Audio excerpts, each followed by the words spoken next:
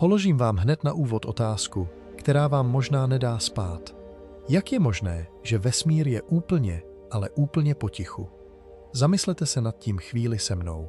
Když dnes večer zvednete hlavu k obloze, díváte se na něco tak obrovského, že to lidský mozek vlastně ani neumí pojmout.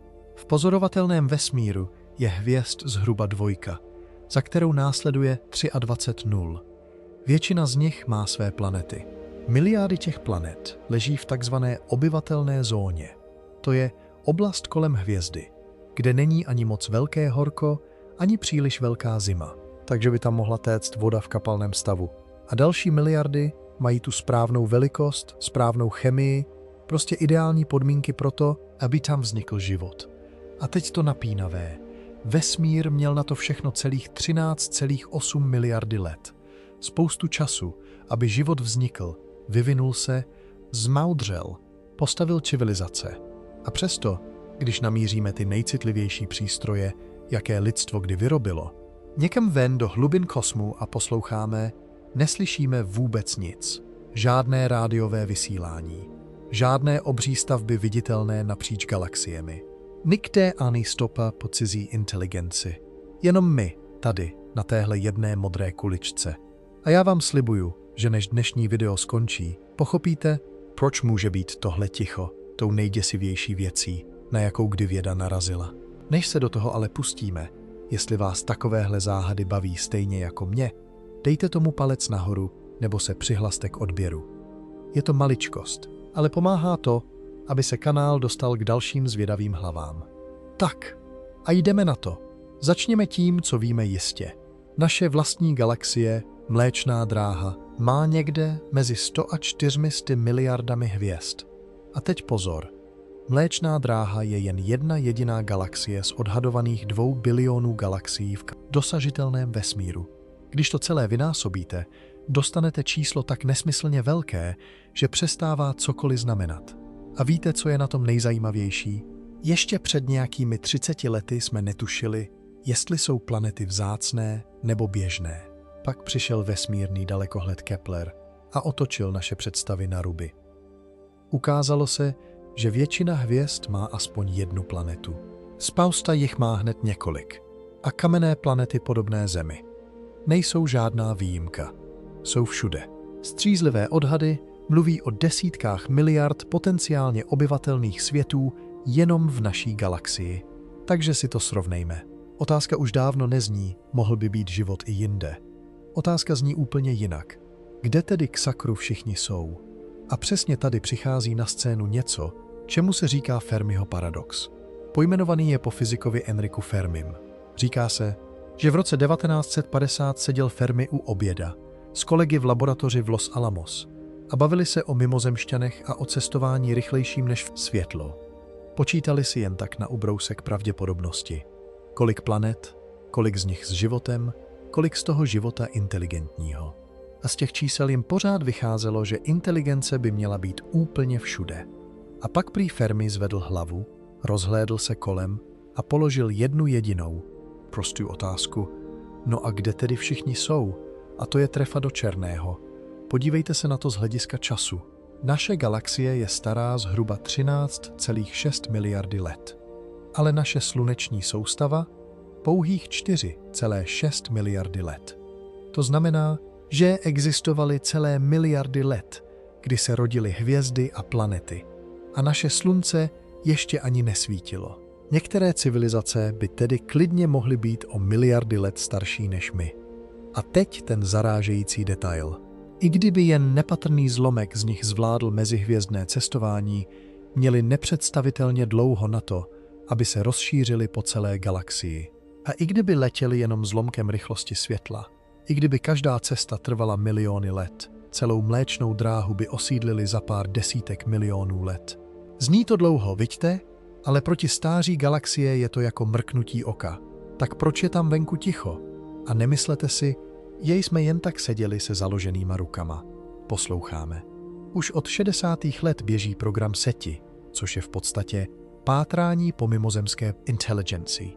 Rádiové teleskopy po celém světě míří na různé hvězdy a propátrávají obrovský rozsah frekvencí. Hledají signál, který by nemohl vzniknout přirozeně. Takový umělý signál by se totiž prozradil. Byl by úzký, soustředěný do jedné konkrétní frekvence. Nesl by v sobě nějakou pravidelnost, možná by se opakoval. Příroda něco takového neumí. Pulsary, kvazary, žádný z těch přírodních zdrojů nevyšle signál, který by měl všechny tyhle znaky najednou. A výsledek po více než 60 letech poslouchání? Nic. Naprosté ticho. No dobře, skoro nic.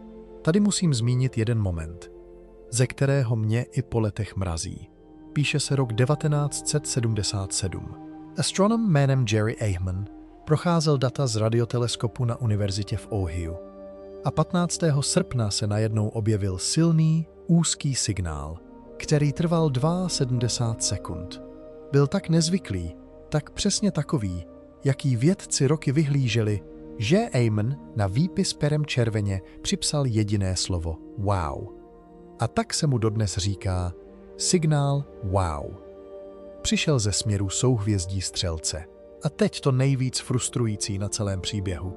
Signál se už nikdy nevrátil. Ať mířili dalekohledy na to samé místo, jak chtěli, a čekali desítky let. Ticho. Možná to byla mimozemská zpráva. Možná odraz, možná družice, možná úplná náhoda. Prostě nevíme. A přesně tohle je na celém pátrání to nejúnavnější. I když konečně něco zajímavého chytíme, zmizí to dřív, než to stihneme pořádně prozkoumat. Podle mého názoru je mimochodem tahle nejistota skoro horší, než kdyby se neozvalo vůbec nic. Ale co myslíte vy, kdyby bylo na vás rozhodnout? Věřili byste, že wow byl pozdrav z hvězd? Napište mi to dolů do komentářů, vážně mě to zajímá. A teď mě napadá, co my sami? My přece taky vysíláme. Už zhruba 100 let unikají do vesmíru naše rozhlasové a televizní vlny, signály z radarů, prostě všechno, co kdy lidstvo vyzářilo. Představte si to jako bublinu, která se kolem Země rozpíná rychlostí světla. Ta bublina má dnes poloměr asi 100 světelných let, to je nějakých 946 bilionů kilometrů. Každá hvězda v tomhle okruhu už byla zalitá našimi pořady a zprávami. Pokud kolem některé z nich krouží planeta s civilizací, která umí zachytit rádio, tak ano, ti už o nás vědí. Jenže, a teď se pořádně zhluboka nadechněte, 100 světelných let je proti rozměrům galaxie naprosto směšné. Mléčná dráha je napříč široká asi 100 000 světelných let, tedy zhruba 946 biliard kilometrů. Naše vysílání tak prozatím obarvilo jen tytěrnou bublinku kolem domova. Jako bychom zašeptali ve fotbalovém stadionu a divili se, že nás nikdo na druhém konci neslyší. A ono je to ještě horší. Ty signály totiž cestou slábnou. Platí na ně takzvaný zákon převrácených čtverců. Jednoduše řečeno, když se vzdálenost zdvojnásobí, síla signálu spadne na čtvrtinu. Strojnásobíte vzdálenost a je z ní jen devítina. Než naše staré televizní vysílání doletí k hvězdě 50 světelných let daleko, je tak slaboučké, že ho prakticky nerozeznáte od běžného šumu vesmíru. Aby to někdo zachytil, musel by mít obří dalekohled namířený přesně na Zemi. Naladěný přesně na tu správnou frekvenci. Přesně ve správný okamžik. Šance, že se tohle stane náhodou? Mizivá. Tak dobře. Možná tedy ty civilizace existují. Jen nás zatím nezaslechli, protože jsme moc potichu a oni moc daleko. Jenže, a tady to logicky drhne, to pořád nevysvětluje, proč neslyšíme my je. Kdyby galaxie byla plná tisíců nebo milionů civilizací, někdo už dávno měl vysílat. Někdo měl být dost blízko. Někdo měl být tak vyspělý, že by jeho technologie nechávala stopy viditelné napříč vesmírem. A přesto nic. A právě tahle prázdnota dala vzniknout celé řadě vysvětlení. Některá jsou docela uklidňující. Některá vás nechají v noci zírat do stropu. Pojďme si je projít a začneme tím nejhezčím. Tomu prvnímu se říká hypotéza vzácné země. Ta tvrdí, že jednoduchý život, třeba bakterie, může být všude. Ale ten složitý, inteligentní, mimořádně vzácný. Proč? Protože Země měla nezvykle velké štěstí a to hned mnohokrát po sobě. Máme velký měsíc, který stabilizuje sklon naší osy a brání tomu, aby klima šílelo z extrému do extrému. Krouží kolem nás Jupiter jako kosmický vysavač. Svou obří gravitací k sobě stahuje komety a planetky, které by se jinak řítily na nás. Máme deskovou tektoniku, tedy pohyb obrovských desek zemské kůry, který po miliony let recykluje uhlík a reguluje ovzduší. A máme magnetické pole, vytvářené roztaveným železným jádrem, které nás chrání před smrtícím slunečním zářením. Každá z těch věcí sama o sobě by možná nutná nebyla. Ale co když potřebujete všechny najednou?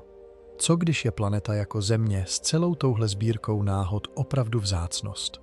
Pak by mohl být vesmír plný jednobuněčné kaše a úplně prázdný, co se týče čehokoliv složitějšího. Já vám řeknu svůj názor. Mně osobně tahle hypotéza přijde tak trochu příliš sebestředná. Jakoby říkala, my jsme ten zázrak. A z historie vědy víme, že kdykoliv si lidstvo myslelo, že je středem všeho, většinou se pletlo. Ale třeba se mýlím já. Co myslíte vy? Druhé vysvětlení je drsnější a jmenuje se hypotéza velkého filtru. Ta říká, že někde na cestě od neživé hmoty až k civilizaci, která brázdí hvězdy, existuje jeden krok tak nepředstavitelně těžký, že ho skoro nikdo nepřekoná. A teď to klíčové. Kde ten filtr je? Pokud je za námi, v její minulosti, třeba ten okamžik, kdy z mrtvé chemie vznikla první molekula, co se uměla sama kopírovat, pak je to skvělá zpráva. Znamenalo by to, že to nejtěžší máme za sebou a vyhráli jsme kosmickou loterii. Jenže, co když je ten filtr před námi? Co když každá civilizace dříve nebo později dojde do bodu, kdy zničí sama sebe? Jaderná válka, uměle vytvořená pandemie, umělá inteligence, která se vymkne kontrole, ekologický kolaps.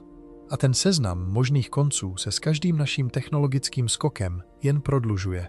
Jestli je filtr opravdu před námi, pak se to ticho ve vesmíru mění z hádanky ve varování.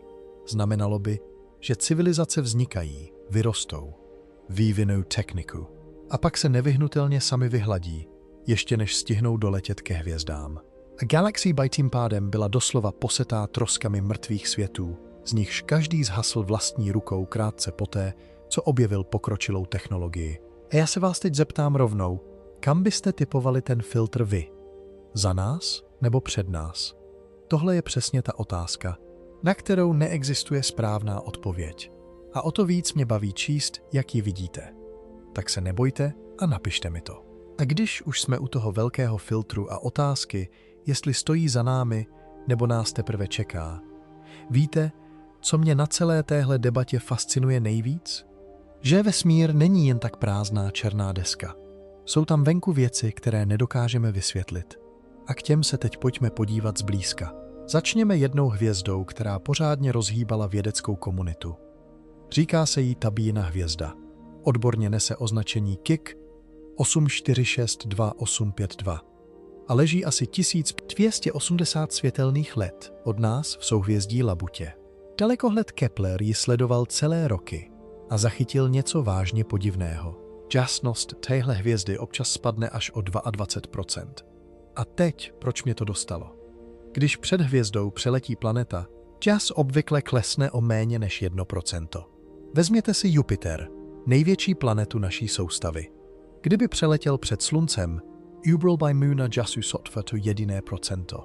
Aby něco zaclonilo celých 22% světla hvězdy, musela by to být obluda nepředstavitelných rozměrů. A co je nejzvláštnější, to zatmívání není pravidelné. Nemá to rytmus, jaký byste od obíhající planety čekali.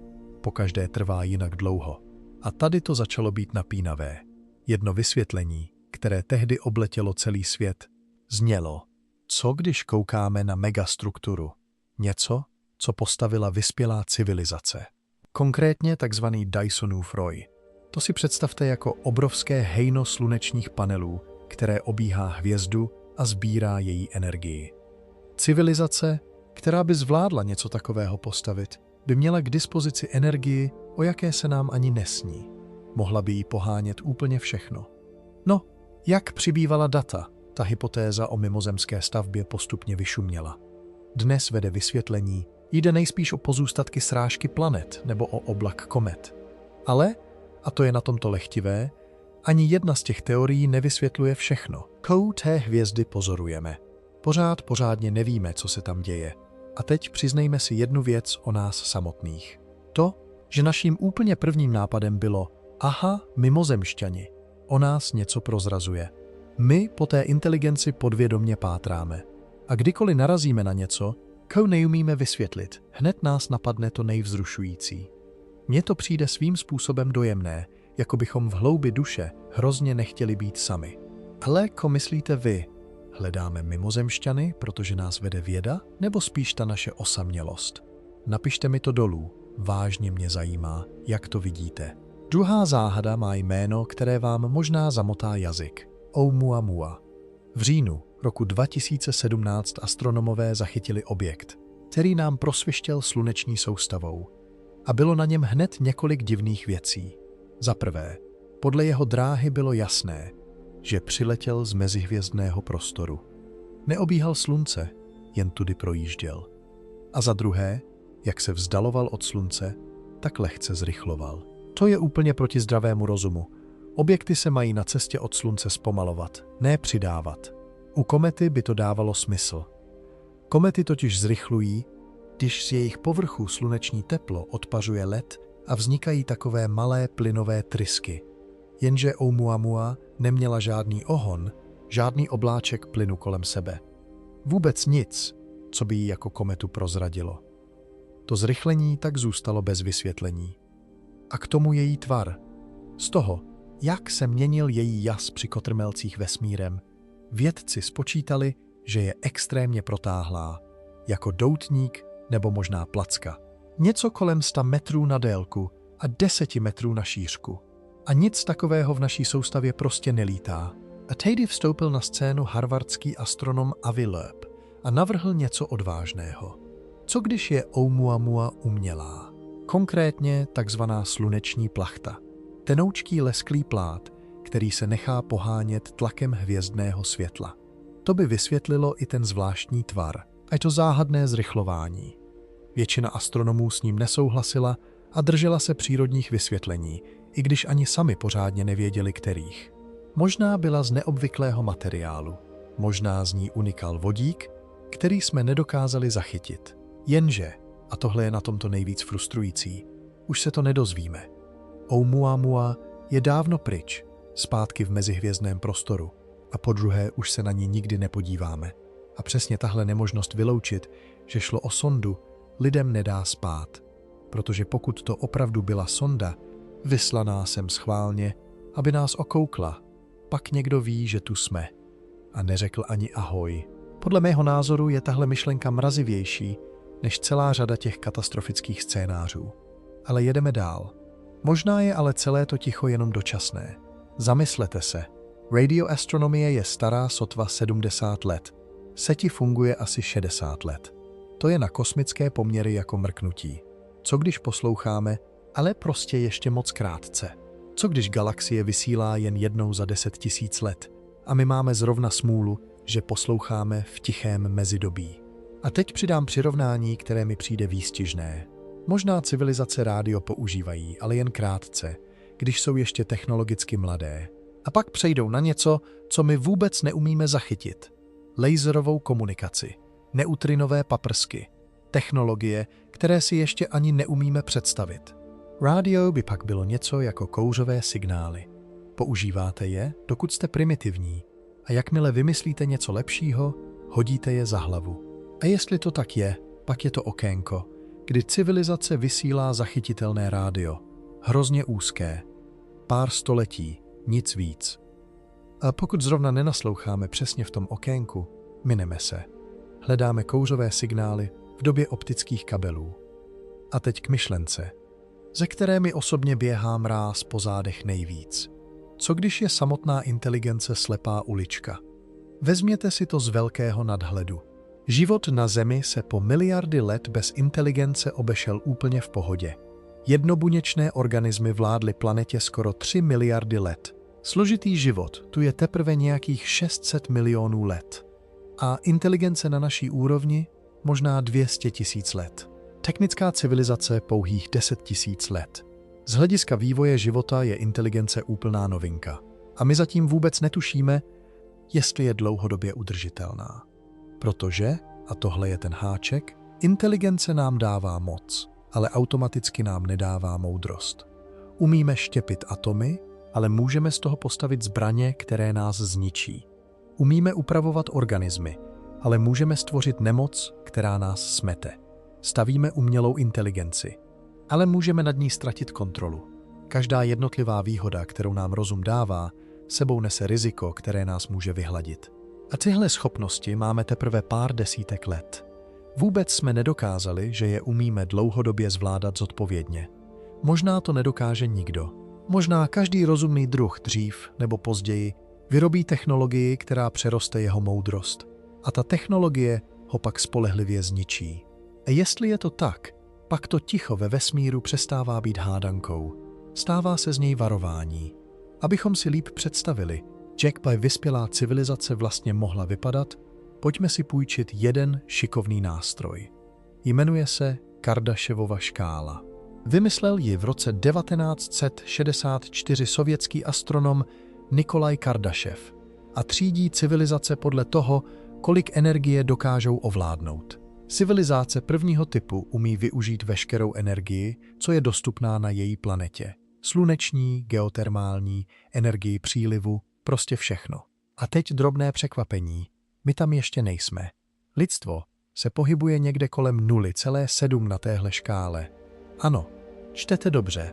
Ještě jsme ani nedospěli k typu 1. Civilizace druhého typu umí využít veškerou energii své hvězdy. A přesně tady se vracejí ty Dysonovy sféry a roje. Obklopíte hvězdu sběrači a pozbíráte úplně všechno, co vyzáří. A naše slunce vyzáří opravdu hodně. Řádově nepředstavitelné množství energie každou vteřinu.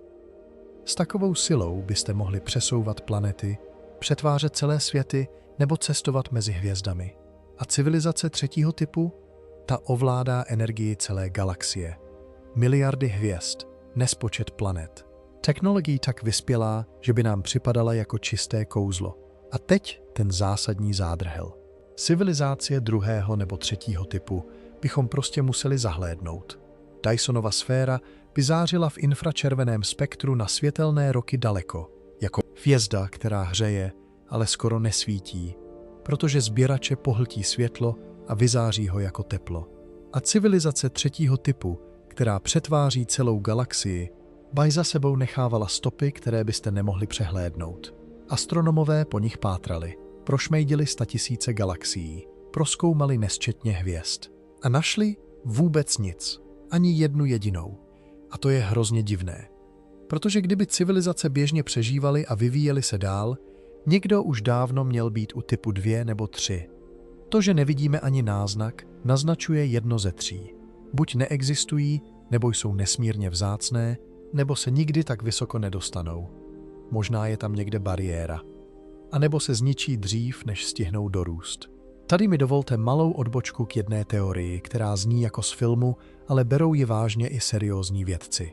Říká se jí hypotéza simulace a tvrdí, že naše realita možná není skutečná, že je to počítačová simulace. A pokud je to pravda, pak je vesmír prázdný jednoduše proto, že ten, kdo simulaci spustil, do ní žádné jiné civilizace nedal. A nebo je tam dal, ale podrobně je nepočítá. Dokud na ně nenarazíme, přesně jako postavy ve videohře, které ožijí, teprve když k nim hráč přijde blíž. Argument zatím je svým způsobem znepokojivě logický. Jestli je možné vytvořit realistickou simulaci vědomých bytostí, pak by každá dostatečně vyspělá civilizace nejspíš vytvořila spoustu takových simulací. A když jich je spousta a skutečný vesmír je jen jeden, pak je statisticky pravděpodobnější, že žijete v simulaci, než v tom originálu. Háček je v tom, že tahle teorie se nedá vyvrátit. Jakýkoliv důkaz, který najdete, může být přece taky součástí té simulace. Obecně se tahle myšlenka bere spíš jako filozofická hříčka. Ale já si to myslím trochu jinak. Podle mě je cenná v tom, že nás nutí ptát se, jak vlastně poznáme, co je skutečné. A vás bych se rád zeptal natvrdo. Kdyby vám někdo dokázal, že žijete v simulaci, chtěli byste to vědět? Napište mi to do komentářů. Na tuhle odpověď jsem fakt zvědavý. A teď k něčemu, co bychom si měli připustit. Co když se prostě mýlíme? Co když vůbec špatně tušíme? Jak má stopa po inteligenci vypadat? My pátráme po rádiu, po megastavbách, po inženýrských zázracích, ale stavíme to celé na tom, jak bychom postupovali my sami. Cizí civilizace ale může být tak jiná, že bychom její technologii nepoznali, ani kdybychom na ní zírali přímo. A teď jeden střízlivý fakt na zamyšlení.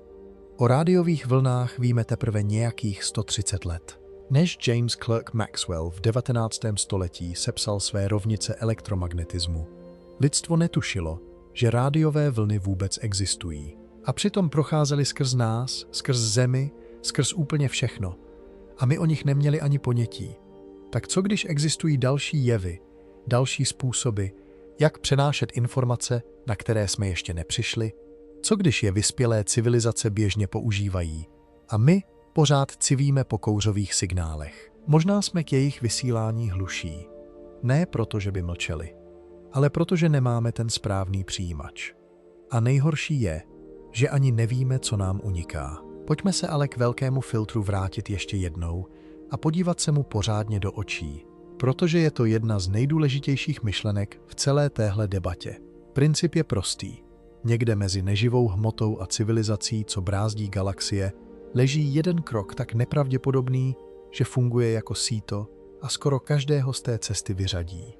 A když je ten filtr za námi, je to skvělá zpráva. Třeba je samotný vznik života strašlivě nepravděpodobný, nebo je skoro nemožný ten skok od jednobuněčných k složitým tvorům, nebo je vznik inteligence náhoda 1 ku miliardě. Pak bychom byli ve vesmíru sami, nebo skoro sami. Ale to nejtěžší bychom měli za sebou a budoucnost bychom měli prakticky neomezenou. Jenže pokud je ten filtr před námi, pak je to k zešílení. Pak na každou civilizaci něco čeká. Něco, co skoro nikdo nepřežije. A my jsme k tomu ještě nedošli. Tak si pojďme projít, co by nás mohlo smést. Jaderná válka. Máme tolik jaderných zbraní, že bychom dokázali proměnit Zemi v neobyvatelnou planetu. A pozor, bomby svržené na Hirošimu a Nagasaki v roce 1945 byly proti dnešním termonukleárním zbraním tytěrné. Naplno rozjetá jaderná výměna by vyvolala ohnivé bouře a obří mračna popela, která by na celé roky zaclonila slunce. Nastala by takzvaná jaderná zima, kolaps zemědělství a hladomor pro miliardy lidí. Biologické zbraně. V genovém inženýrství jsme čím dál šikovnější. Dnes umíme upravovat geny technologií CRISPR. To si představte jako molekulární nůžky, kterými lze geny přesně vystřihnout, vložit nebo přepsat. Může to léčit nemoci, ale může to taky stvořit nemoc smrtelnější než cokoliv, co kdy příroda vymyslela. Umělá inteligence. Stavíme systémy, které se učí a sami sebe zlepšují. Jednou možná vytvoříme inteligenci chytřejší, než jsme my, a v tu chvíli nad ní můžeme ztratit kontrolu. AI, jejíž cíle se nebudou krýt s naším přežitím, nás může vidět jako překážku nebo jako surovinu. Nanotechnologie, výroba na úrovni jednotlivých molekul, by nám dala neuvěřitelnou moc nad hmotou, ale taky by se mohla zvrtnout. Samoreplikující se nanoroboti by se mohli začít množit bez kontroly a spotřebovat všechno rychleji, než bychom je stihli zastavit. Scénář, kterému se přezdívá šedá hmota. A klimatická změna. Měníme klima planety rychleji, než kdykoliv v dějinách lidstva. Když to přepneme přes určitou hranici, hrozí, že se rozjedou samovolné řetězové děje. Roztaje permafrost. Uvolní se metan. Ten oteplí planetu ještě víc, čímž roztaje další permafrost. A tak pořád dokola. A teď ta nejmrazivější věta celého dnešního dílu. Kterakoliv z těch věcí může být ten velký filtr. A co je nejhorší, možná už jsme po některé z těch cest vykročili. Možná zrovna teď stojíme uprostřed svého filtru a ani o tom nevíme. Co když tedy to ticho ve vesmíru vůbec není záhada? Co když je to důkaz? Důkaz, že civilizace dojdou přesně do tohohle bodu, vyrobí přesně tyhle technologie a pak selžou. Pokaždé. A vesmír mlčí, protože se přesto nikdo nedostane. Tady se nadechněte, protože myslím, že tohle stojí za zamyšlení. Co byste typovali vy? Je filtr za námi? Nebo nás teprve čeká? Já si zatím netroufám soudit a o to víc mě baví číst vaše názory dole v komentářích. A tady se dostáváme k otázce, která vědce rozděluje na dva nesmiřitelné tábory. Máme dál do vesmíru křičet, kdo jsme a kde jsme? Nebo radši zalézt a být sticha? Jeden tábor říká, pojďme klidně volat nahlas. Jejich logika? Každá civilizace, která je dost vyspělá na to, aby k nám doletěla. Bud nejspíš mírumilovná, nebo aspoň natolik rozumná, že pochopí, že spolupráce se vyplácí víc než válka. A i kdyby nějaké nebezpečí existovalo, schovávat se nám stejně nepomůže. Kdokoliv je dost vyspělý na to, aby nás ohrozil, je nejspíš dost vyspělý i na to, aby nás našel. Ať vysíláme, nebo ne. Stačí, aby si proklepli složení naší atmosféry a v ní ty chemické stopy, které prozradí průmyslovou civilizaci. Mohli by zahlédnout naše umělá světla na noční straně planety.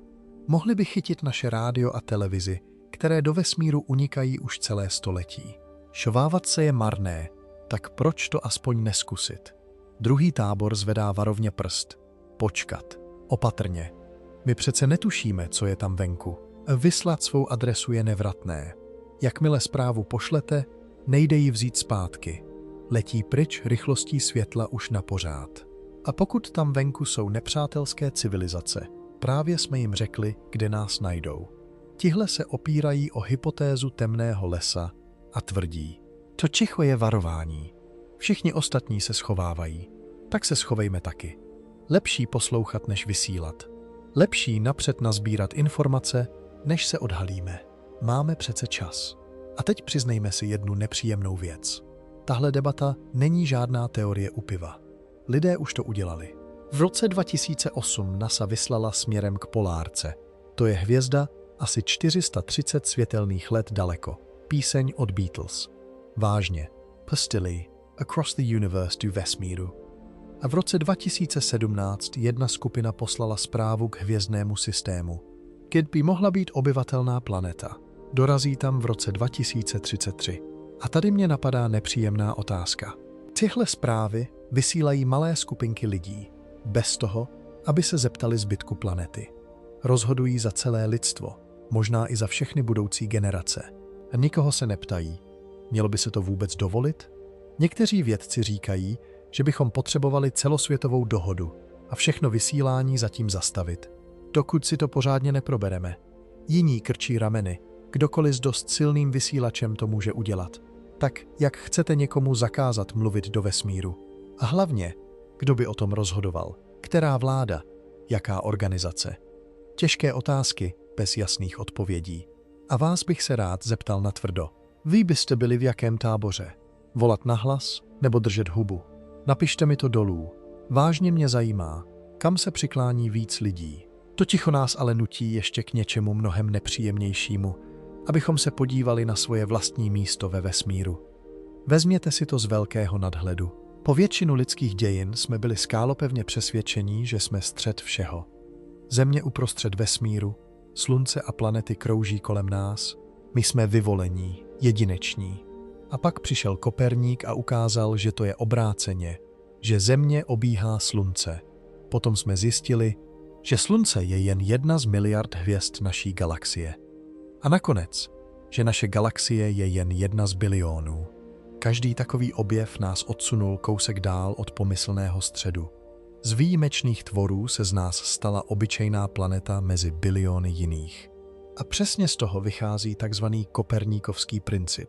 Myšlenka, že na nás není nic mimořádného, že jsme úplně typičtí. Jenže když jsme typičtí, měl by být i život běžný. I inteligence, i civilizace. A přesto je vesmír sticha. Takže buď se mýlíme v tom, že jsme obyčejní, anebo se děje něco, ko nechápeme. A tady mě, přiznám se, trochu zamrazí, protože jedna možnost zní takto. My opravdu obyčejní jsme a to ticho nám ukazuje, ko obyčejné civilizace čeká. Vzniknou, vyvíjejí se, narazí na potíže a selžou. A jestli jsme obyčejní i my, tak nejspíš selžeme taky. V téhle verzi se z toho ticha stává předpověď naší vlastní budoucnosti. Není to příjemná myšlenka, co? Ale počkejte, Protože podle mého názoru možná pořád klademe úplně špatnou otázku. Celý Fermiho paradox totiž stojí na předpokladu, že civilizace chtějí růst, šířit se a dávat o sobě vědět. A co když nechtějí? Co když je ta touha objevovat a expandovat jenom takové vývojové stádium, fáze, kterou si civilizace projdou a pak ji nechají za sebou? Zamyslete se nad tím. Mladé civilizace prozkoumávají okolí, protože jsou zvědavé, protože shánějí suroviny, protože to ještě neumějí jinak. Ale zralá civilizace možná pochopí, že rozpínat se nemá smysl. Co když dosáhnou stavu, kdy už nic není vzácné? Vyřeší energii fúzí, naučí se vyrobit cokoliv ze základních prvků. A jakmile máte energie neomezeně a umíte si vyrobit, ko potřebujete? Proč byste se rozpínali? Proč stavět kolonie na cizích planetách, když si můžete postavit domov ve vesmíru, pod zemí nebo rovnou ve virtuální realitě? Možná je galaxie plná civilizací, které si svou dobrodružnou fázi prožily a pak se prostě usadily. Jsou tam venku, ale jsou spokojené. Nevysílají, protože nikoho nehledají a zvenčí vypadají jako úplné nic. Obyčejná hvězda s obyčejnými planetami. A teď to nejzvláštnější. Čím víc se toho dozvídáme, tím záhadnější to ticho je. Objevili jsme tisíce planet u cizích hvězd. Víme, že kamenné planety jsou běžné, že planety v obyvatelné zóně jsou běžné. Našli jsme organické molekuly, tedy stavební kameny života, v mezihvězdném prostoru, v kometách, v meteoritech. Našli jsme tekutou vodu pod ledem měsíců Europa a Enceladus. Na Titanu jsme objevili složitou organickou chemii. Úplně všechno, na co přijdeme, nám křičí: suroviny pro život jsou všude. Obyvatelná prostředí jsou všude. Vesmír by měl přetékat životem. A přesto žádná stopa. Žádné biologické značky v atmosférách cizích planet. Žádné rádio. Žádné megastavby. Ten rozpor mezi tím, co čekáme, a tím, co vidíme, se pořád jen prohlubuje. Tak si pro změnu zkusme představit ten opačný scénář. Co kdyby se to zítra povedlo? Co kdybychom zítra opravdu zachytili signál, jasný, jednoznačný, umělý, z hvězdného systému 50 světelných let daleko? Opakuje se, nézo v sobě informaci, prostě nemůže být přírodní. Co uděláme? Nejdřív ověřujeme. Víc dalekohledů, víc pozorovatelů, aby bylo nad slunce jasné, že to není rušení ani něčí žertík. Pak rozebíráme, co ten signál vlastně říká. Je to zpráva? Nebo jen únik, jejich obdoba naší televize? A teď to nejtěžší rozhodnutí, odpovíme. A tady to teprve začne být složité. Ten signál k nám letěl 50 let. Naše odpověď k nim poletí dalších 50. To je 100 let na jednu jedinou výměnu. Lidé, kteří dostanou naši odpověď, nebudou ti, kdo poslali tu původní zprávu. Budou to jejich vnuci nebo pravnuci. Jak chcete vést rozhovor přes takové propasti času? A měli bychom vůbec odpovídat? Jedni řeknou, samozřejmě, tohle je první kontakt, jeden z nejdůležitějších okamžiků v dějinách lidstva. Druzí zařvou, v žádném případě, netušíme, kdo to je ani co chtějí. Odpovědět znamená potvrdit jim, že tu jsme. A to už nevezmeme zpátky.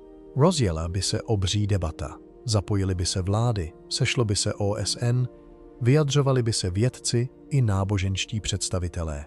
A žádný předem domluvený postup neexistuje. Vymýšleli bychom to za pochodu. A jen si představte ten zmatek. Kdo vlastně mluví za zemi? Která země? A co bychom jim řekli? Pověděli bychom jim o našich válkách a sporech. Nebo bychom nasadili vyžehlenou, učesanou verzi lidstva.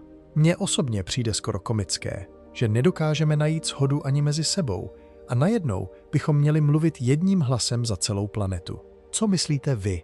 Zvládlo by lidstvo první kontakt důstojně, nebo by z toho byl velkolepý chaos? Napište mi to do komentářů.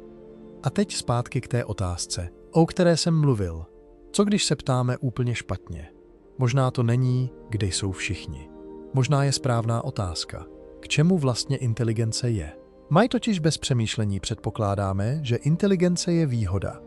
Pomohla nám přežít, postavit civilizace, vyrobit techniku, ale co když je to jen jedna strategie z mnoha a ne nutně ta nejlepší? Podívejte se na bakterie. Existují přes 3 miliardy let. Přežili masová vymírání, která smetla mnohem složitější tvory. Nejspíš přežijí i nás. Dobylé každičké prostředí na Zemi, od horkých sopouchů na dně oceánu, přes antarktický led až po nádrže s radioaktivním odpadem. A žádnou inteligenci k tomu nepotřebují. Stačí jim množit se a přizpůsobovat. A tady přichází nepříjemná myšlenka. Co když je rozum nákladná vychytávka? Co krátkodobě funguje, ale dlouhodobě selhává? Vždyť stojí strašnou spoustu energie, samotný lidský mozek spotřebuje zhruba 1/5 všech kalorií, které sníme. Vyžaduje dlouhé dětství, celé roky bezbrannosti, než mozek dozraje. A co za to dostanete? Schopnost přetvořit si svoje prostředí. Jenže to se může pořádně vymstít. Přetvořili jsme atmosféru, oceány, klima. Vyrobili jsme zbraně, které dokážou ukončit civilizaci. A já si svým způsobem říkám, co když je inteligence past? Cítíte se jako výhoda. Chvíli výhodou opravdu je. Ale nakonec vám dá dost moci na to, abyste zničili sami sebe. A většina druhů tohle nepřežije. V téhle verzi je vesmír sticha ne proto, že by inteligence byla vzácná, ale proto, že se sama likviduje. A teď ta vůbec nejznepokojivější možnost ze všech. Co když jsme mimozemšťany už dávno zachytili? Jen o tom nevíme? Berte v úvahu, jak nepředstavitelně obrovská data máme. Jenom Keplerův dalekohled pozbíral údaje o víc než 500 000 hvězd. Programy SETI proskenovali miliony frekvencí z tisíců hvězd. Máme záznamy z radioteleskopů staré desítky let. A velkou část toho nikdo nikdy do hloubky neprošel. Hledáme totiž pomocí algoritmů. A algoritmus najde jen to, na co byl naprogramovaný. Pokud se signál nehodí do našich představ, pokud je moc složitý nebo naopak moc prostý, klidně ho přehlédneme. Může si zrovna teď ležet v nějakém archivu a čekat, až si ho někdo všimne. A nebo, a to je svým způsobem ještě záludnější, možná jsme si nějakých zvláštností všimli, ale mávli jsme nad nimi rukou. Věda je totiž opatrná. Platí tu zásada, že mimořádná tvrzení vyžadují mimořádné důkazy. Když najdete v datech něco divného, vaším úplně prvním typem není mimozemšťani, chyba, porucha, rušení. A pokud nedokážete vyloučit nudné přízemní vysvětlení, prostě to nezveřejníte. Takže možná tam venku slabé, podivné signály jsou, jen nejsou dost silné a dost jednoznačné, aby překonali přirozenou skepsi vědců. A tak je zaškatulkujeme a hledáme dál. Dovolte mi teď na chvíli zvolnit, protože tahle myšlenka mě dostává nejvíc. To ticho nám možná říká něco hluboce zásadního o samotném bytí. Jako když je vědomí, inteligence, civilizace, to všechno jen dočasný úkaz? Krátké zablikání ve věčné kosmické tmě? Chvilku existuje a zase zhasne. Vesmír je z velké části prázdný prostor, většinou vodík a helium většinou jednoduchý. Složitost je vzácná a křehká. A v tomhle světle je naše existence vlastně zázrak. Navzdory všem nepravděpodobnostem, v tom tytěrném okénku času, kdy ještě svítí hvězdy a existují planety, se hmota poskládala do tvorů, kteří dokážou rozumět vesmíru. My tu jsme. Můžeme se podívat ke hvězdám a žasnout. A to, že jsme možná sami, na tom nic neubírá. Naopak. Možná je to o to vzácnější. Možná jsme jediné vědomí v celém pozorovatelném vesmíru. Jediný způsob, jak vesmír může porozumět sám sobě. A to je úžasná, ale taky děsivá zodpovědnost. A to ticho nás tlačí k volbě. Můžeme ho brát jako hrozbu. Všichni se schovávají, tak bychom měli taky. Nebo jako naději. Jsme mezi prvními, jsme průkopníci a na tom, co uděláme, záleží, protože možná dáváme příklad všem, kdo přijdou po nás. A nebo jako samotu. Jsme sami. Opravdu a doopravdy sami. Není tam venku nikdo, s kým bychom svět sdíleli. Každý z těch výkladů vede k úplně jinému závěru o tom, co bychom měli dělat. Já vám popravdě neřeknu, který z nich je správný. To nikdo neví a možná nikdy vědět nebudeme. Jedno ale víme jistě. To ticho je skutečné. Posloucháme 60 let. Prošli jsme tisíce hvězdných systémů. Hledali jsme megastavby, biologické značky, rádiové i světelné signály, prostě cokoliv. A nenašli jsme nic. Vesmír je, alespoň pokud můžeme soudit, prázdný. Nebo aspoň prázdný od kohokoliv, kdo by chtěl být nalezen. Než ale tenhle díl uzavřeme, pojďme se ještě podívat na samotnou vědu o tom hledání, protože i způsoby, jakými pátráme, mají svoje meze. A ty možná to ticho sami o sobě vysvětlují. Začněme tím nejslavnějším přístupem, rádiovým seti. To hledá takzvané úzkopásmové signály, tedy signály namačkané do jediné konkrétní frekvence. Příroda totiž vysílá rádio rozmáznuté přes široký rozsah, kdežto umělý vysílač by ho soustředil do úzkého proužku a tím by se prozradil. Jenže, a tady je ten problém, rozsah rádiových frekvencí je obrovský. Miliardy možných kanálů a my je nemůžeme sledovat všechny naráz. Musíme si vybrat. Zaměřili jsme se na pásmo, kterému se říká vodní díra. Leží mezi vyzařováním vodíku a hydroxylu a je to logické místo k hledání. Ale pozor, to celé stojí na předpokladu, že mimozemšťani uvažují stejně jako my. Co když ne? Co když vysílají úplně jinde nebo úplně jinak? Druhý přístup, optické seti, číhá na záblesky laseru. Silný laserový puls namířený na Zemi by na zlomek vteřiny přezářil i hvězdu, ze které přichází. Jenže ty pulsy by trvaly miliontiny vteřiny a v galaxii jsou stovky miliard hvězd. Šance, že koukáte na tu správnou hvězdu přesně v tu správnou miliontinu vteřiny, je mizivá. Je to jako snažit se na druhém konci města zahlédnout cvaknutí blesku fotoaparátu, zatímco se nahodile rozhlížíte sem a tam. A pak je tu třetí, podle mě nejchytřejší cesta. Pátrání po takzvaných technopodpisech. Místo, abychom čekali na záměrnou zprávu, hledáme vedlejší produkty cizí techniky. Průmyslové znečištění v atmosféře cizí planety. Umělé sloučeniny, které v přírodě nevznikají. Tepelnou stopu Dysonovy sféry. Světla velkoměst na noční straně planety. Tahle metoda má jednu krásnou výhodu. Nepotřebuje, aby s námi mimozemšťani chtěli mluvit. Stačí, aby existovali a používali techniku. Jen na to potřebujeme přístroje, které teprve začínáme stavět. Vesmírný dalekohled Jamese Webba už dnes umí rozebrat atmosféry cizích planet do nevídaných detailů. Možná za pár desítek let nějaký technopodpis nebo biologickou značku opravdu chytíme. A možná taky ne. Třeba jsou ty civilizace dost opatrné nebo dost čisté na to, aby po sobě žádnou stopu nenechali. A na úplný závěr téhle části si zaslouží pár vět ten asi nejslavnější pokus, jak celé tohle hledání spočítat. Drakeova rovnice. Sestavil ji v roce 1961 astronom Frank Drake jako způsob, jak si v tom problému udělat pořádek. Funguje tak, že se vynásobí několik činitelů, jak rychle v naší galaxii vznikají hvězdy, jaká část z nich má planety, kolik z těch planet je obyvatelných, na kolika z nich vznikne život, kde z toho života vzejde inteligence, kolik těch inteligentních druhů vyrobí komunikační techniku a jak dlouho vlastně taková civilizace vysílá. Dosadíte čísla a vyjde vám odhad, kolik civilizací s námi může zrovna teď mluvit. A teď ten háček. Většinu těch čísel vůbec neznáme. První pár činitelů ano. Víme, jak vznikají hvězdy, víme, že většina jich má planety. Ale ty pozdější, pravděpodobnost vzniku života, vzniku inteligence, délku trvání civilizace, k těm máme jediný vzorek na celém světě. Sami sebe. A vzorek velikosti 1 vám neřekne skoro nic. Když dosadíte optimistická čísla, vyjdou vám miliony civilizací. Když pesimistická, vyjde vám míň než 1, tedy že jsme sami. A přesně proto bych se rozloučil s touhle částí jednou myšlenkou. Drakeova rovnice nám nedává odpověď. Ona nám dává něco možná cennějšího, uspořádává naši nevědomost. Krásně nám ukazuje, co všechno ještě nevíme. A jak budeme zjišťovat víc, budeme do ní moct dosazovat přesnější čísla. Pomalu, po desetiletích, snad nahradíme dohady daty. Ale prozatím nám ta rovnice říká hlavně jedno. Zatím toho nevíme dost na to, abychom mohli s jistotou prohlásit, jestli jsme tu sami nebo ne.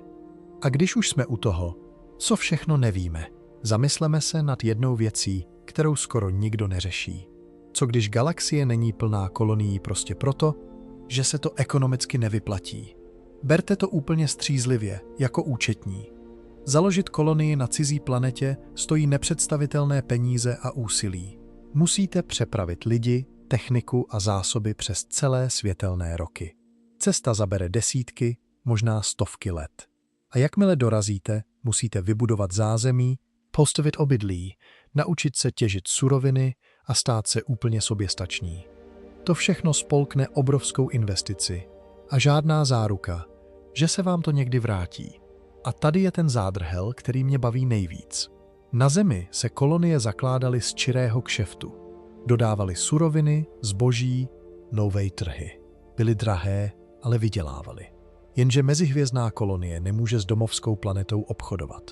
Vzdálenosti jsou prostě moc velké. Nemůžete posílat suroviny zpátky na Zemi.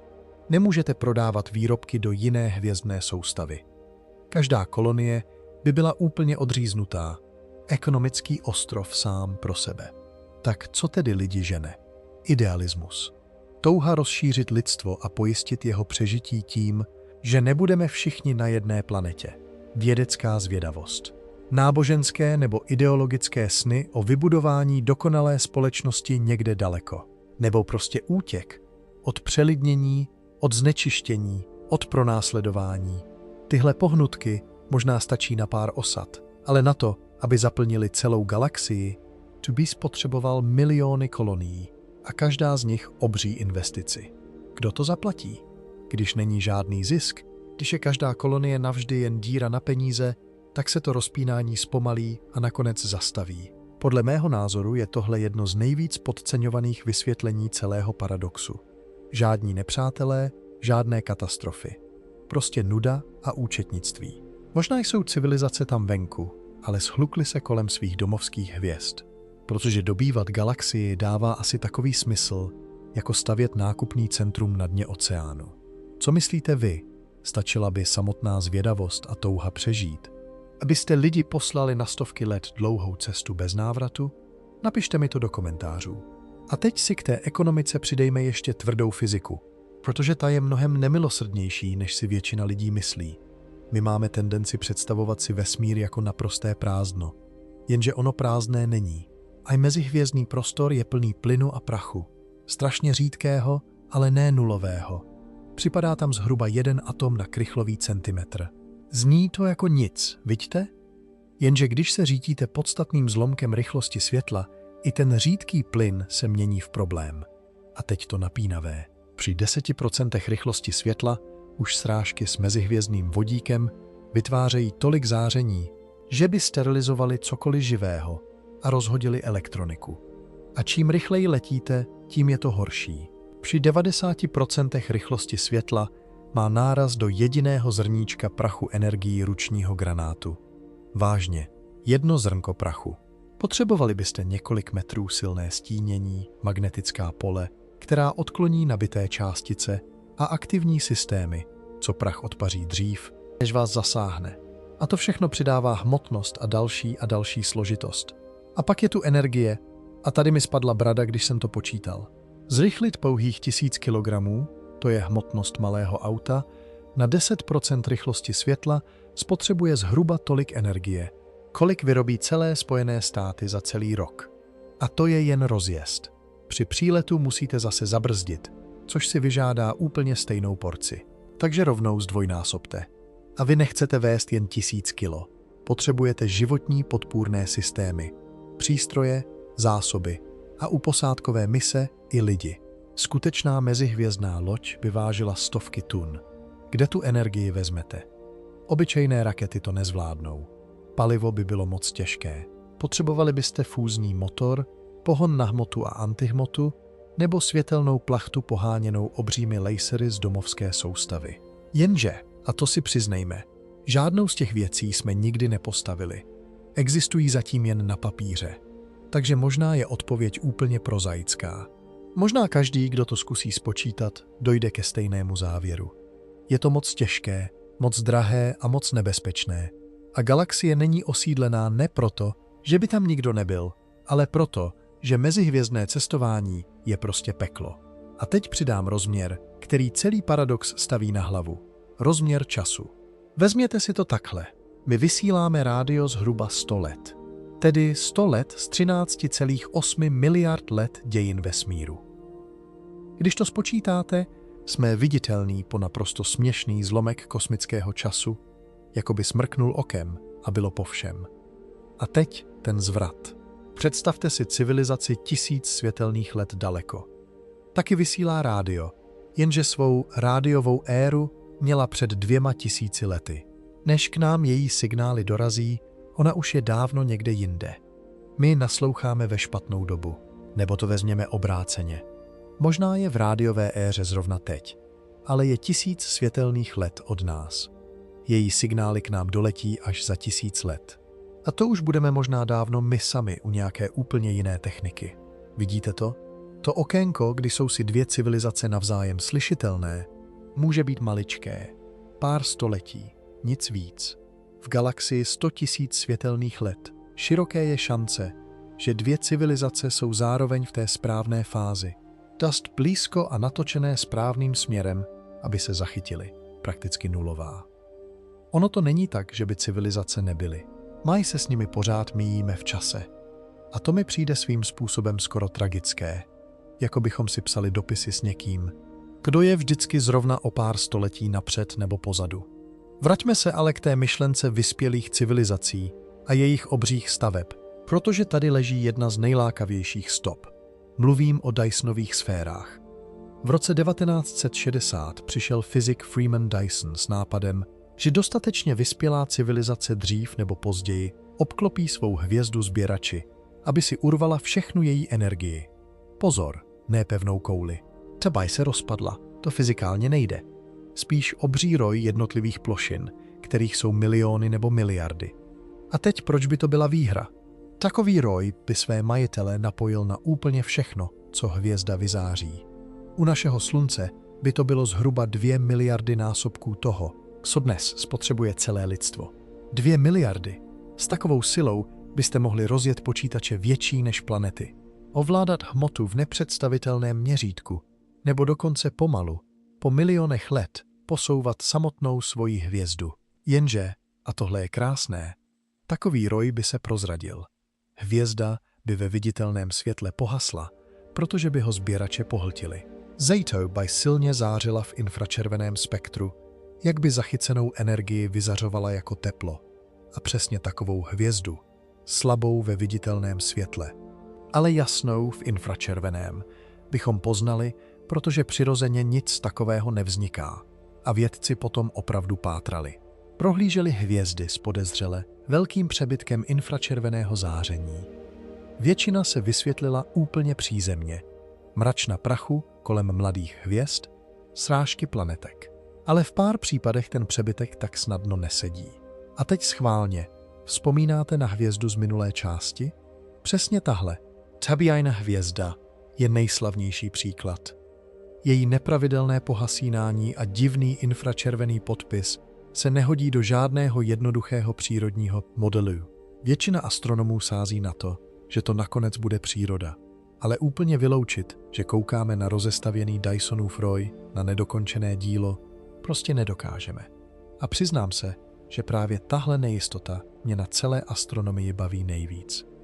A nešlo jen o jednotlivé hvězdy. Astronomové si posvítili na celé galaxie. Civilizace třetího typu by přece stavěla v galaktickém měřítku. Dysonovy roje kolem miliard hvězd. Taková galaxie by zářila v infračerveném spektru úplně charakteristicky.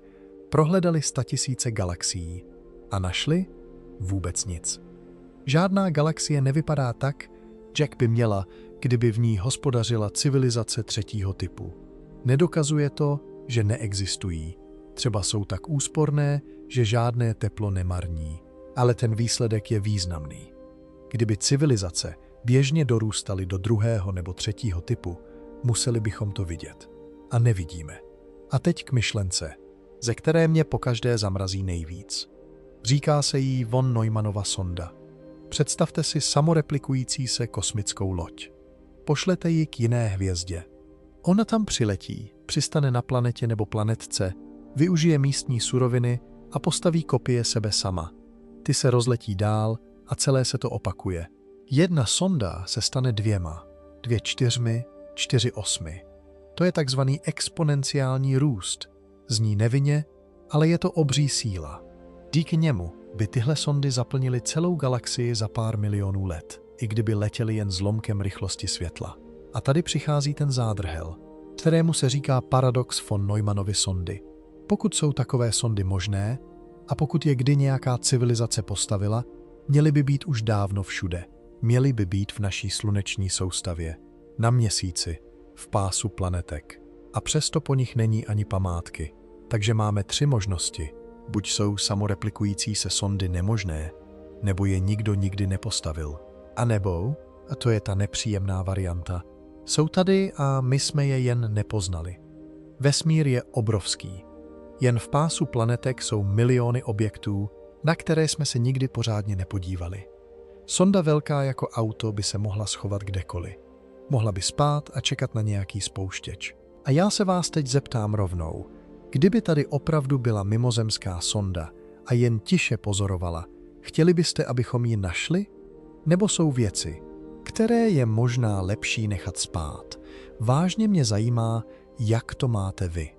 Mimochodem, pár vědců navrhuje, že bychom se měli dívat pořádněji. Nejen poslouchat rádio, ale fyzicky prozkoumat planetky, měsíce a divné objekty a hledat cokoliv, co vypadá uměle. Zatím jsme nic nenašli, ale upřímně, sotva jsme začali. Pojďme teď na chvíli zvolnit a podívat se na celý ten paradox z hlediska osudu vesmíru, protože to dává všemu úplně jiný rozměr. Vesmír totiž nebude navždy takový jako teď. Hvězdy jednou dohoří. Až dojde plyn, přestanou se rodit nové. Za zhruba 100 bilionů let pohasne ta úplně poslední. A nakonec se vypaří i černé díry. V nepředstavitelně vzdálené budoucnosti zbudou jen částice, které se od sebe vzdalují čím dál víc. A v tomhle světle žijeme v opravdu výjimečné době, v takzvané hvězdné éře, kdy hvězdy svítí.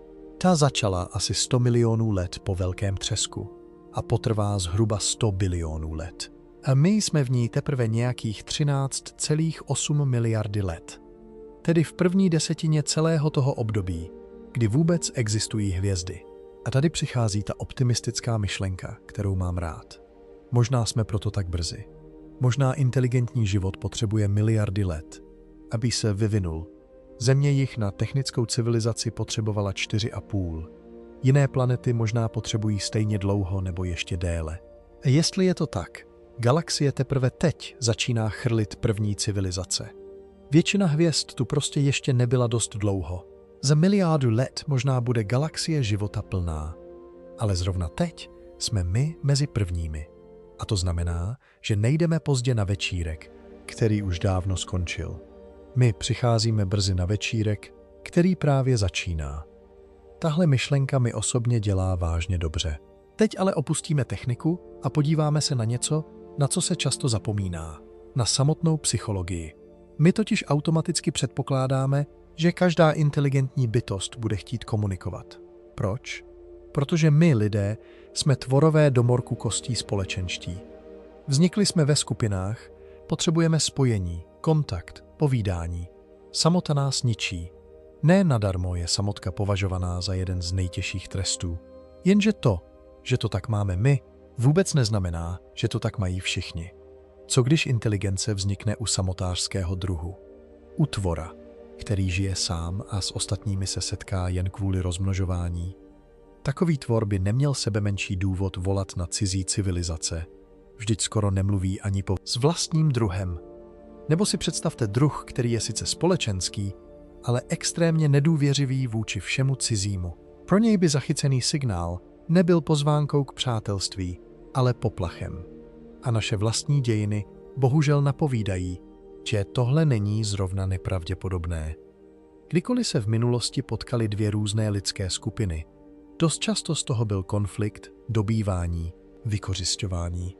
A pak je tu možnost ještě znepokojivější, že by cizí mysl byla tak jiná, že bychom se nedomluvili vůbec. A nemyslím tím jen jiný jazyk. Mám na mysli úplně jiný způsob myšlení. Představte si inteligenci, která nestojí na neuronech jako ta naše. Možná pracuje s procesy, pro které u nás neexistuje žádná obdoba. Mysleli by tak, že by to pro nás bylo doslova nepochopitelné. Jejich zprávy bychom mohli zachytit a stejně by nám připadaly jako čirý šum, jako náhodné výkyvy, protože náš mozek by ty vzorce vůbec neuměl rozpoznat. A to je pořádně mrazivé pomyšlení, vidíte? Že by kolem nás mohly létat signály, na které jsme prostě od narození slepí. A teď k myšlence, která je možná nejodvážnější z celého dnešního dílu. Když je biologická inteligence jen přechodná fáze, dočasné stádium, kterým si civilizace projdou, než se promění v něco úplně jiného? Vždyť se podívejte na sebe. My už se s technikou splýváme. Chytré telefony, počítače, internet, to všechno už dnes rozšiřuje naše myšlení.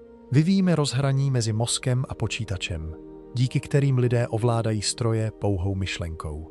A zkoumáme i takzvaný upload, tedy přenos lidského vědomí do digitální podoby. A teď si představte, že by se to povedlo. Mohli byste existovat jako čistá informace. Žádné stárnutí, žádné nemoci, žádná potřeba jídla, vzduchu nebo gravitace. Mohli byste si vytvořit kopie sebe sama. Myslet rychleji nebo pomaleji podle libosti. Sloučit svou mysl s jinými a sdílet myšlenky napřímo. A teď ten zvrat, který mě dostává. Z pohledu biologie by to vypadalo jako vyhynutí. Ale z pohledu těch nahraných myslí by to bylo povýšení. Přerod v něco vyššího. A celá civilizace by se takhle mohla proměnit. Nahrát všechny. Vypnout biologickou infrastrukturu a žít dál jako digitální bytosti. A takovou civilizaci byste skoro nešli zachytit. Nepotřebovala by planety. Mohla by žít v serverech kdekoliv v prostoru. Skoro by nehřála, skoro by nevysílala. Mohla by být doslova všude. A my bychom o tom neměli ani tušení. Téhle myšlence se říká hypotéza transcendence, že civilizace dospějí do bodu, kdy překročí hranice fyzické reality a stanou se z nich digitální nebo kvantové bytosti. Něco, co si ani neumíme představit. A jakmile překročí tenhle práh, zmizí nám z očí. Galaxie by tak mohla být plná těchto povýšených myslí, jen s námi nemluví, protože my pořád dřepíme v biologických tělech a pereme se o holé přežití. Možná jen čekají, až i my dospějeme k tomu, co přijde dál. Co myslíte vy? Je tohle naše budoucnost? Splyneme jednou s technikou tak, že přestaneme být biologičtí? Napište mi to dolů. A teď se vraťme k jedné z nejtemnějších odpovědí vůbec, ale podívejme se na ně o něco hlouběji. K hypotéze temného lesa. Ta totiž stojí na chladné logice takzvané teorie her a na jedné nepříjemné neznámé. Nikdy nevíte, co cizí civilizace zamýšlí. Představte si to takhle. Zachytíte signál. Co uděláte? Když odpovíte, prozradíte svou adresu. Od té chvíle vědí, že existujete. I kde vás najít. A teď? Můžete jim věřit? Možná jsou mírumilovní, zvědaví, chtějí si vyměnit poznatky. Nebo jsou nepřátelští a místo pozdravu pošlou zbraň. A v tom je ten problém. Vy to nemůžete vědět dopředu. Jejich úmysly poznáte, až když se odhalíte. A to už může být pozdě. A teď ten nejzákeřnější bod celé úvahy. I kdyby ta druhá strana zrovna nepřátelská nebyla, mohla by si spočítat, že vy se jí jednou nepřátelskými stát můžete. Že za 1000 let vyrostete v hrozbu, že se začnete rozpínat a soupeřit o zdroje. A z jejich pohledu je pak nejbezpečnější jediné. Zlikvidovat možnou hrozbu dřív, než z ní opravdová hrozba stane. Udeřit první. Udeřit tvrdě. Mít jistotu, že přežijete jen vy. A to je celá ta temná logika. Každý je potenciálně nepřátelský. Každý, kdo se odhalí, se stává terčem. A jediný způsob, jak být v bezpečí, je zůstat schovaný. Nevysílat. Neodpovídat. Nestavět nic, co by se dalo zahlédnout. Být sticha a doufat, že vás nikdo nenajde. A pokud tahle úvaha sedí, pak se to dá dotáhnout úplně mrazivě. Civilizace, které vysílají, jsou zničeny. Ty, co mlčí, přežijí.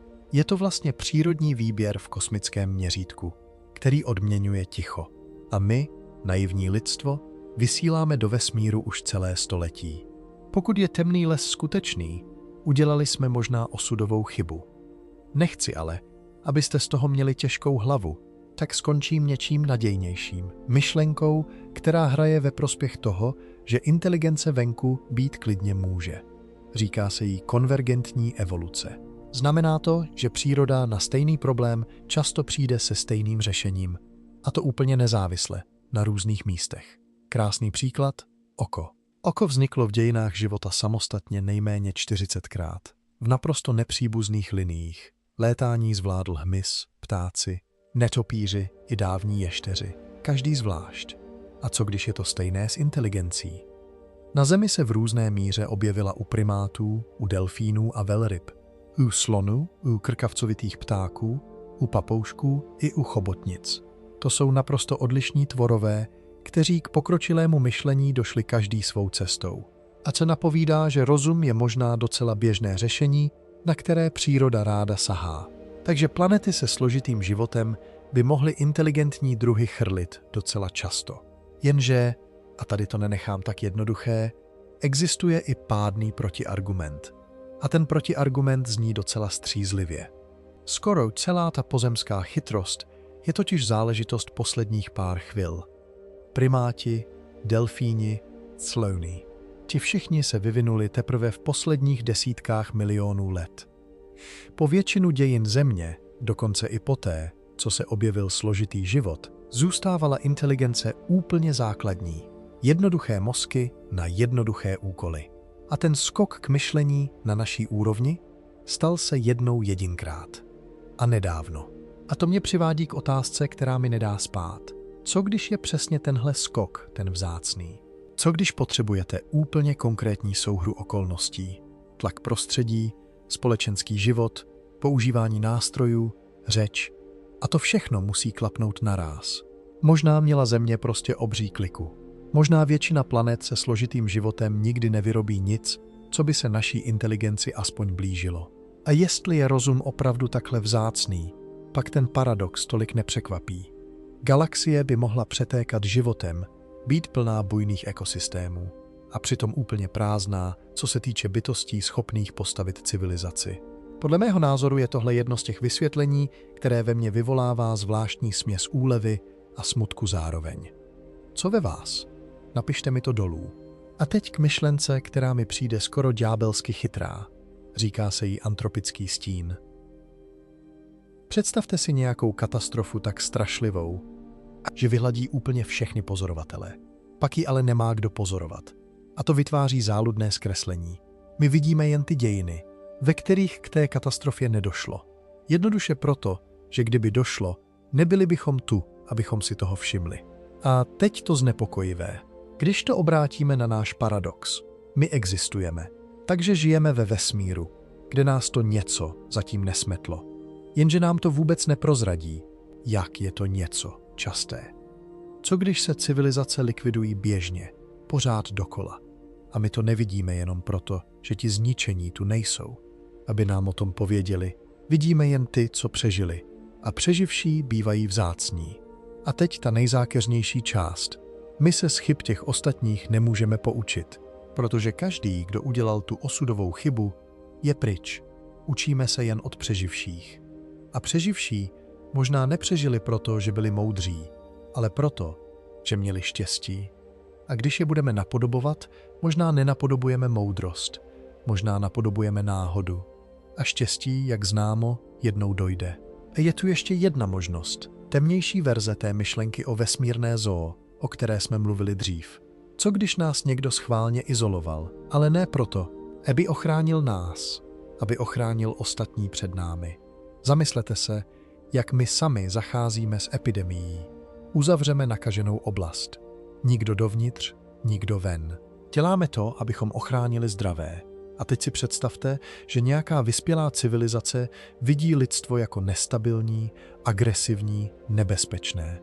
Když jsme v karanténě, dokud nedokážeme, že jsme bezpeční.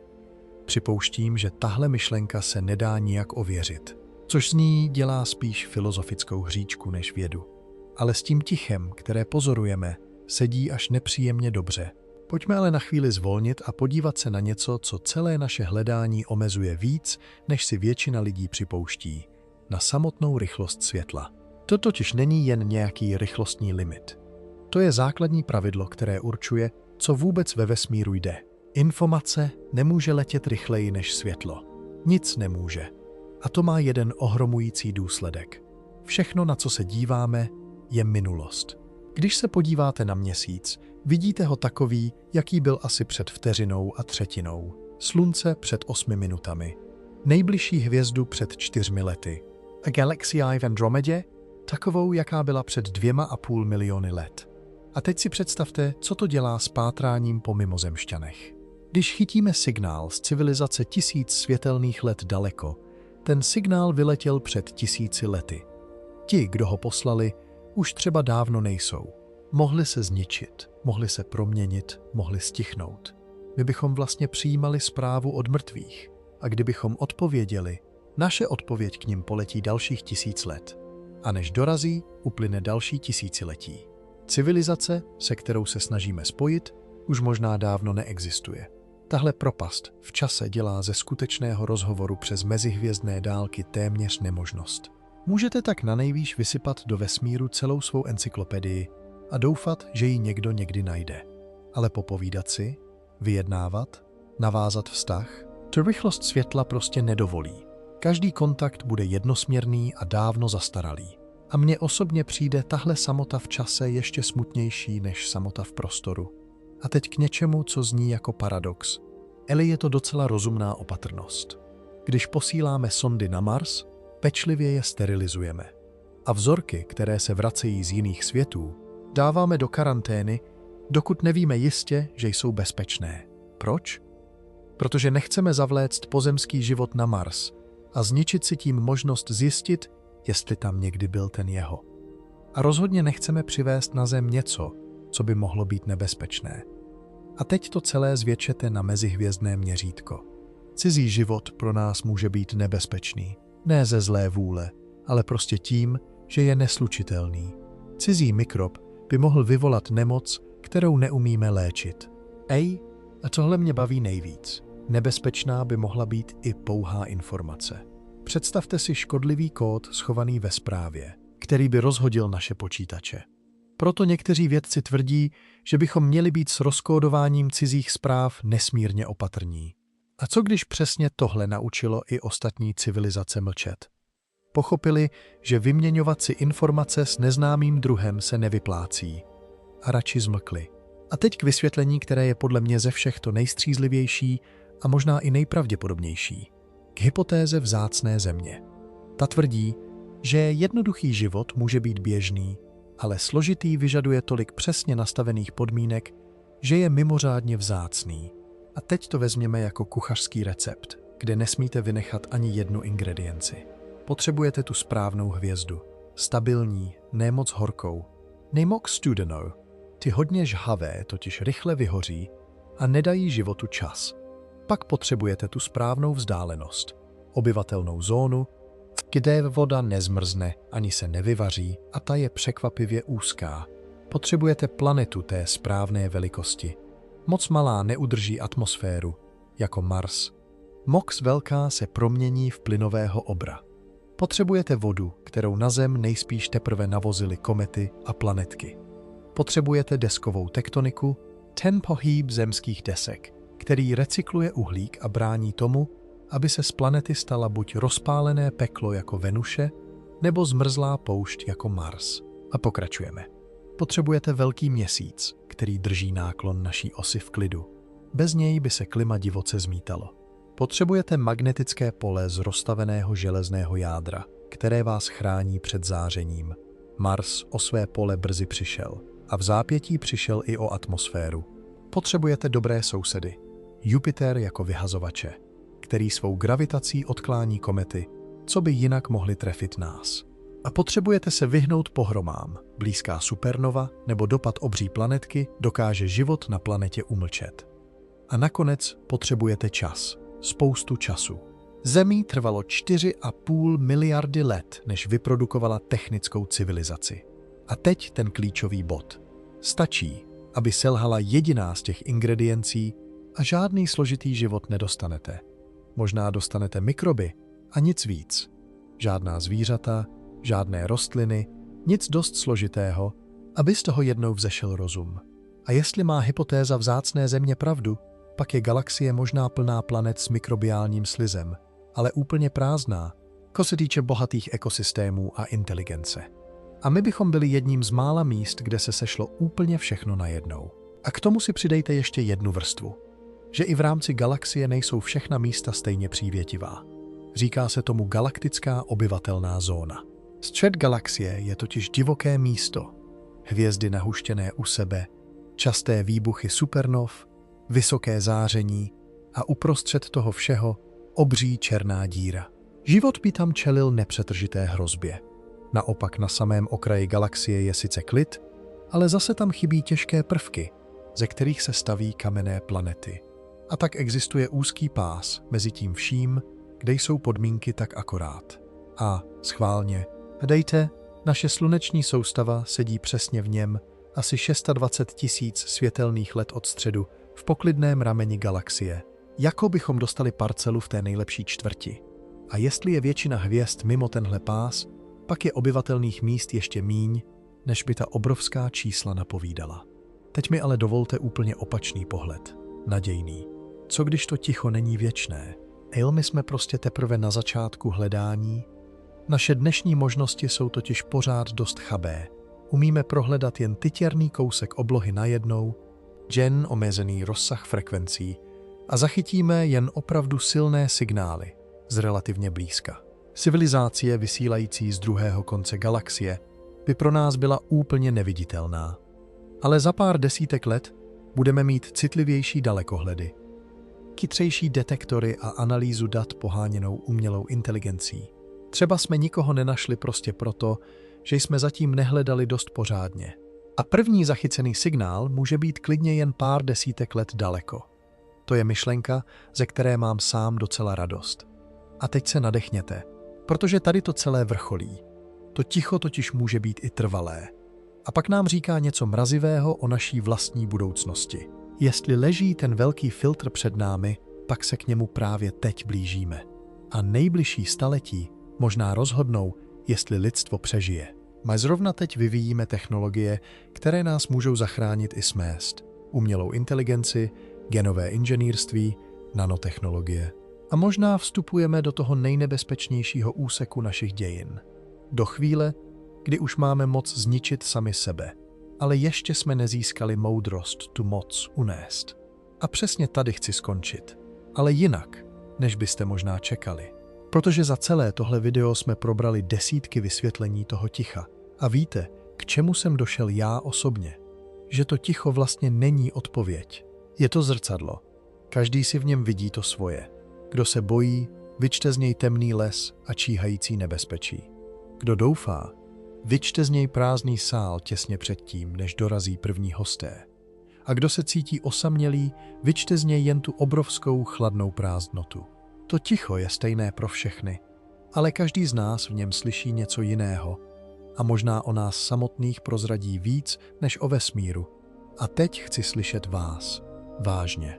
Když dnes večer vyjdete ven a zvednete hlavu k té tmě plné hvězd, co tam slyšíte vy? Hrozbu? Slib? Nebo prostě nádhernou nekonečnou samotu? Napište mi to do komentářů a buďte upřímní. Nejvíc mě baví ty odpovědi, které se navzájem neshodnou, protože podle mě právě v té neshodě je celé kouzlo téhle otázky.